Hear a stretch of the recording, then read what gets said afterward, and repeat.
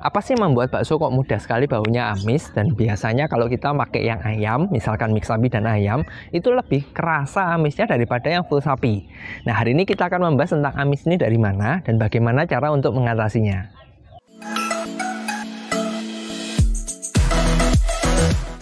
Kalau kita ngomong bau amis, itu selalu berasal dari dagingnya. Bisa dari daging sapinya, daging ayam. Kalau Anda bakso ikan, mungkin dari ikannya, udang, dan sebagainya. Dimana yang menentukan sekuat apa bau amisnya itu adalah pertumbuhan bakteri. Korelasinya gini, ini juga hal yang penting yang perlu Anda ingat. Semakin banyak bakteri itu ada di sana, semakin dia bertumbuh, semakin kuat pula bau amisnya itu akan terasa.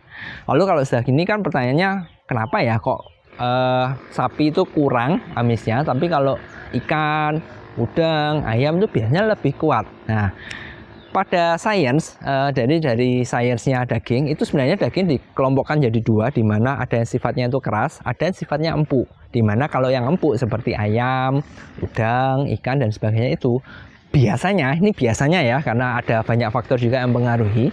Biasanya yang empuk itu mereka mengalami pertumbuhan bakteri pembusukan itu jauh lebih cepat daripada yang keras seperti sapi, kerbau, dan sebagainya. Sehingga karena teksturnya berbeda, prosesnya juga berbeda, makanya biasanya itu pembusukan dari ayam, ikan, udang, dan sebagainya itu lebih cepat, makanya bau amisnya lebih kerasa. Kalau sudah seperti ini, apa saja hal yang harus kita lakukan supaya bakso kita tidak terlalu cepat amisnya? Pada dasarnya ada beberapa hal yang bisa kita lakukan untuk mengurangi atau bahkan menghilangkan bau amis tadi. Nah, kalau mitos yang sering muncul di masyarakat katanya sih menggunakan bawang supaya baunya itu hilang dan sebagainya, itu memang bisa, tapi sebenarnya yang terjadi, yang dilakukan seperti bawang dan lain-lain itu cuma menutupi bau amisnya tapi tidak menghilangkan.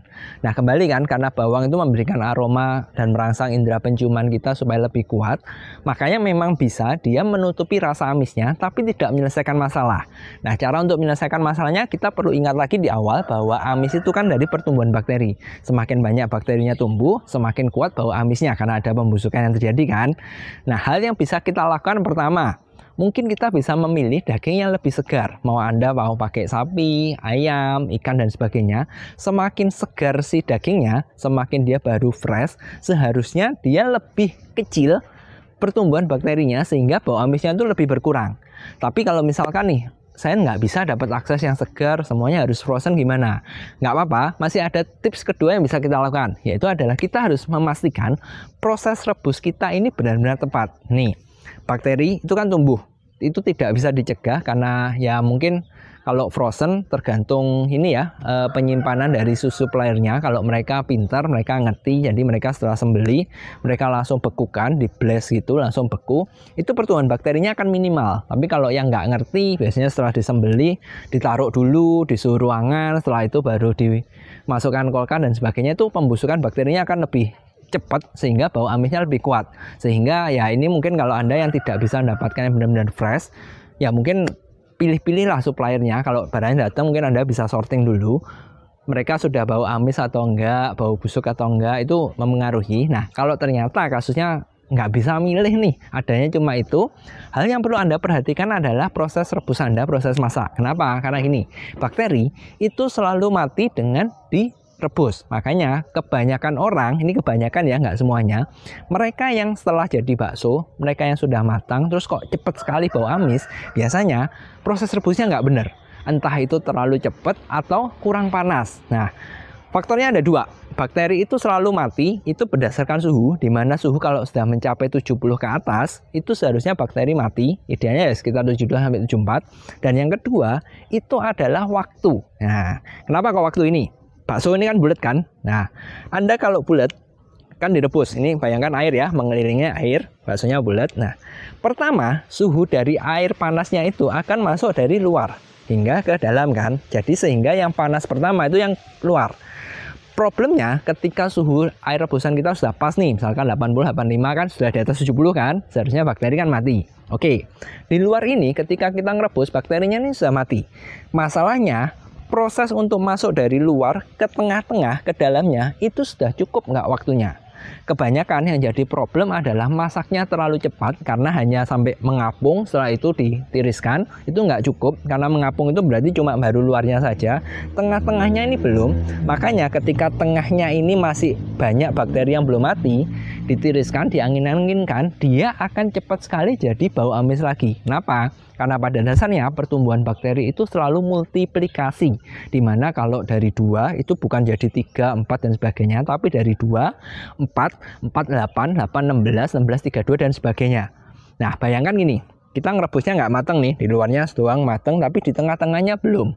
Dan di tengah-tengahnya misalkan ya, bakterinya sudah ada 10, pertumbuhannya gimana? Kan kembali multiplikasi, 10, 100, 100 jadi ke 1000 dan seterusnya. Sehingga cepat sekali, maka bau amisnya lebih kuat. Makanya hal yang pertama yang bisa kita lakukan selain memilih daging yang masih bagus kondisinya, walaupun frozen Anda pilih yang benar-benar penanganannya bagus. Yang kedua, pastikan proses rebus Anda sudah tepat. Semakin bagus, seharusnya bau amis itu hilang.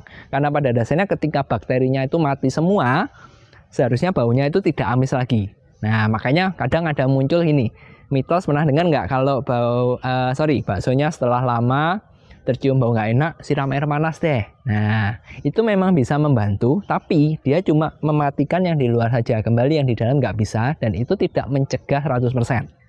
Kalau dari 2 tips tadi sudah Anda lakukan ternyata masih bau, nah ini baru faktor seperti bawang, terus aroma rempah-rempah dan sebagainya itu yang membantu untuk menutupi sehingga hasil baksonya itu tidak amis. Pertanyaannya sekarang kan gini, kalau di awal sudah seperti itu oke, bisa ditutupin, tapi kalau kelamaan, jadi dalam arti kita simpan di etalase dari pagi kok siang sudah bau lagi, ada berlendir itu gimana? Berarti penyimpanan kita yang nggak tepat. Nah hal yang bisa dilakukan sebenarnya penyimpanan sebaiknya di freezer, atau kalaupun Anda tidak bisa di freezer, Anda vakum. Vakum itu bisa membantu mencegah pertumbuhan bakteri, harapannya pertumbuhannya tidak terlalu signifikan sehingga tidak terlalu bau amis.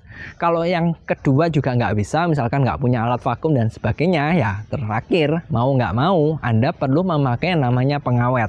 Pengawet makanan yang diizinkan BPOM untuk bakso, untuk olahan daging itu ada 2, yaitu potasium sorbat dan sodium benzoat.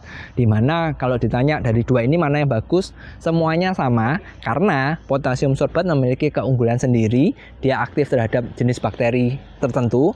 Sodium benzoat juga sama, dia juga aktif terhadap jenis bakteri yang berbeda, sehingga kalau ngomong ideal ya Anda gabungin antara potasium sorbat dan sodium benzoat.